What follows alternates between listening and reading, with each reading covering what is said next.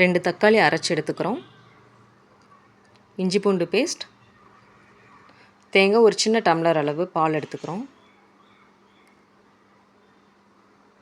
2 பச்சை மிளகாய், கருவேப்பிலை கொஞ்சம், ஆனியன் 2 ஆனியன் கட் பண்ணி எடுத்துக்கிறோம்.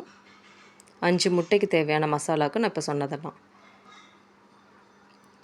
1/2 டீஸ்பூன் சீரகம், 1 டீஸ்பூன் மிளகு, 2 டேபிள் ஸ்பூன் தனியா, 2 வரமிளகாய். ஒரு வாசனை வருது, இது நல்லா வறுபட்டிருக்கும்.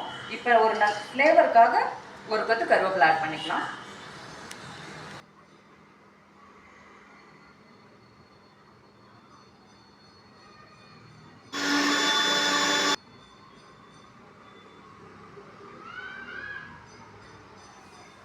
எண்ணெய் ஊற்றி கடுகு, சோம்பு, பச்சை மிளகாய், கருவேப்பிலை, கட் பண்ண ஆனியன்,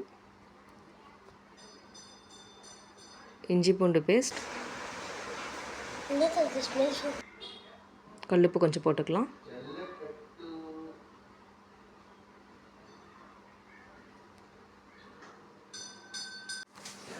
எல்லாம் வதங்கி எண்ணெய் பிரிஞ்சோன்னே அரைச்சி வச்ச மசாலாவை ஆட் பண்ணிக்கலாம்.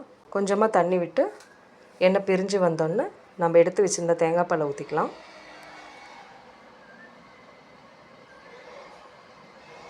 தேங்காய் பால் எதுக்கு ஊற்றுறோன்னா ஒரு நல்ல ஒரு க்ரீமி கன்சிஸ்டன்சி வரும். அதுக்காக நம்ம தேங்காய் பால் ஊற்றுறோம். டேஸ்ட்டும் நல்லா இருக்கும். பட்டை, கிராம் தூள் 1/4 டீஸ்பூன் போட்டுக்கிறேன்.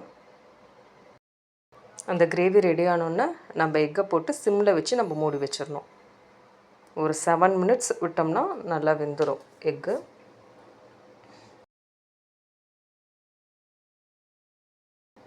மல்லி இலை போட்டு இறக்கிடலாம். இப்போ எக் மசாலா ரெடி ஆயிடுச்சு. நம்ம தோசையோடு வச்சு சாப்பிட்லாம்.